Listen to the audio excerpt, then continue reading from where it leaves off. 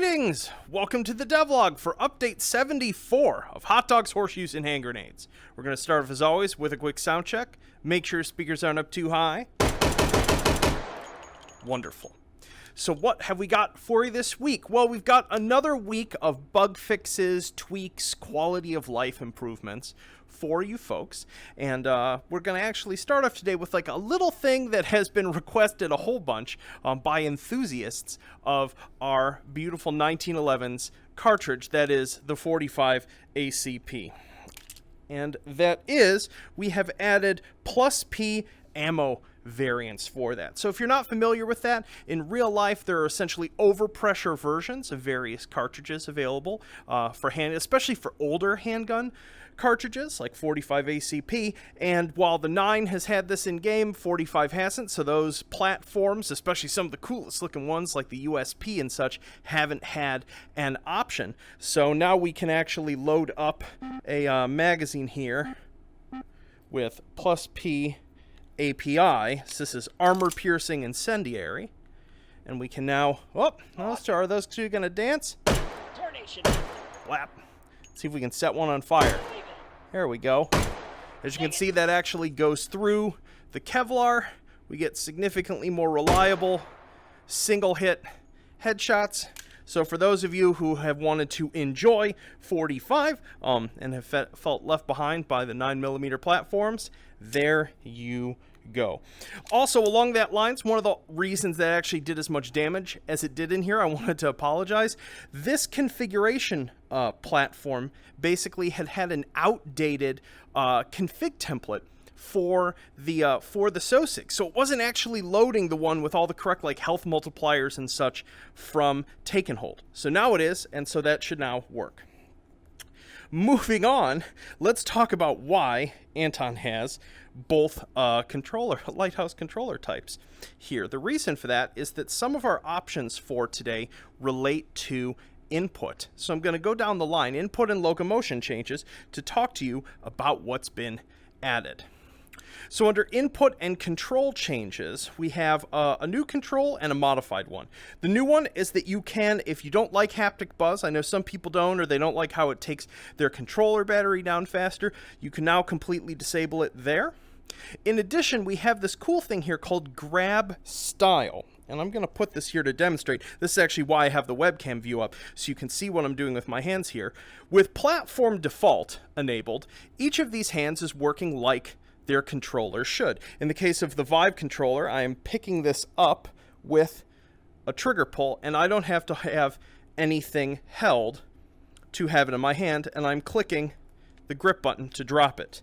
With an index controller, obviously, I can pick that up with the trigger or release it, pick it up with my middle finger and release it. This gets so screwed up in your head having one controller in each hand. And I can, of course, transfer, negligent discharge, between those. We can change this, however. You know what? For this demonstration, we're going to do that with an empty gun. We can also say force rift style. So in this case, to pick this up, I actually have to click and hold the grip button, which obviously is very uncomfortable on Vive ones, but some people prefer this. So that was in here before, but now it actually transfers over into any controller. This requires almost like a vice grip to hold on to. Or I can force Vive style, where this controller acts normally, and this one similarly can pick up and release and doesn't need anything held to hold on, and presses that. If you use Force Vive style with index controllers because you want that more classic interaction style, I recommend going into your binding and setting the force threshold for the grip button all the way to the top so that you don't accidentally trigger it. So yeah, so that's in there, and that should hopefully give more of you some flexibility in how you want your grip buttons working. Remember, for those of you who are using Vive style, there are options here to make it say like with 1 second hold, I can pulse this briefly and it won't drop it. I actually have to hold it for a second to drop it. This is for people especially who like to vice grip on controllers while shooting, or I can require a double squeeze to drop like so. Hopefully the cameras picked that up well. Wonderful, that's our input stuff. Going on over to movement options. Under smooth locomotion options, we have even a few more things. I had to pack stuff in here. Let's see, toggle was added last week. Okay, so you can disable the snap turn on twin stick. This was requested by certain people who are using index controllers, want to use twin stick locomotion mode, so they're moving around, say, with this controller here. They want to be able to jump, they want to be able to move and sprint, but they don't want the snap turn because they can just turn their bodies. So you can individually turn off the snap turn there. You can also change the handedness here. So if you want move with your right hand, turn with the left, you can set that there. That was already in, and that was already in. Wonderful. And then the last thing that was added in terms of locomotion, and this is the other reason why I have a Vive controller, is that jump is now available for Vive wands if you're using twin stick only. Basically, the right stick clicking down will cause us to jump. So you can now do so. I can toggle my sprint by clicking up here. Can jump around. Ooh, my tummy doesn't like this. I envy those of you who are able to play this way. I need to stick with my arm swinger. But there you have it. That is, I believe that's all of the, yeah, I don't think we changed any other options. Oh, yes. One other thing that needs demonstration, and I apologize for how long it took me to get around to making this work better. I have changed some things about the way lever action controls work. So the way this now functions, basically there's a problem that folks have had for a while, which is that you go to rack a lever action, and then you go to close it to fire, and you slightly open it again. It does like that, and you're trying to fire, and the action is opening and shutting for you. So here's the change. I'm gonna go ahead and load this up. Man, this is so confusing with one of each controller. Cool. So now, to rack this, after we fire, boom, if I'm just holding on to the 4, I don't have to use this hand's trigger to open it, shut it, but then it stays shut. Notice how I'm rotating my firing hand, I'm holding the 4, but the action is locking shut. This allows you to fire much faster, reliably, with an actually closed action.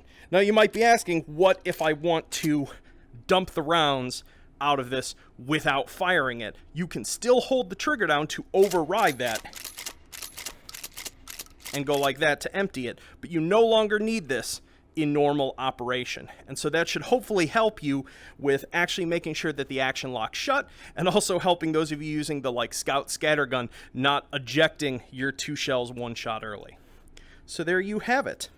Anywho, let's jump out of VR and talk about the other little changes that are coming with this update. Yo! Hope you're all doing well. So let's talk about the rest of the changes and fixes that are in this update. I finally have a pair of Rift S controllers for those of you who are using the Rift S. Hopefully it should make it easier for you to do things like load magazines into firearms and know exactly where your tracking rings are. They are pretty beastly, aren't they? Let's see what else. Oh, I put in a player catcher module now. Now that rocket jumping is in the game, and that you can spawn the soldier's rocket launcher or the sticky launcher in pretty much all the sandbox scenes, some folks have found that it's quite easy to send yourself to space, and then the nether region made of floating point imprecision and jaggedy looking controllers. That is solved now. Basically, each scene has its own sort of Y threshold, and if you fall beneath it, it will just automatically teleport you back to the starting position in the scene. Let me know if this ends up teleporting you somewhere nonsensical if it happens to you. I think I managed to get it working with all of the scenes, but a couple of the ones that have special purpose player spawning logic, it might end up placing you somewhere non-ideal. So let me know if anything strange happens with that. Cool.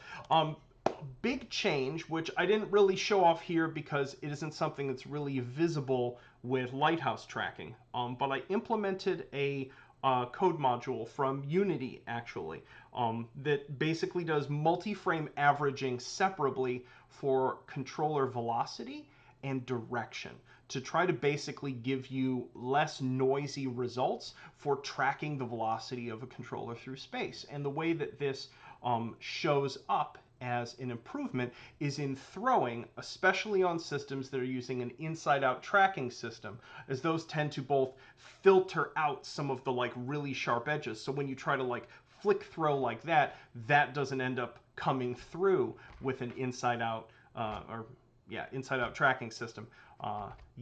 And so this should make throwing feel a little more, at the very least, consistent on WMR and on Rift S. And one thing I would definitely encourage, though, so when you're throwing, is make sure to keep following through, just because there's still a bug on Rift S, and this is actually in the Oculus SDK, where the grip button does not release automatically. It's occurring in their API. They need to fix it, and the only way to really get around it is to make sure that you release the grip button a little bit early and follow through with your swing, so that if the object releases from your hand like a 10th or a 5th of a second late, you are still moving your hand with strong velocity, so the object throws well.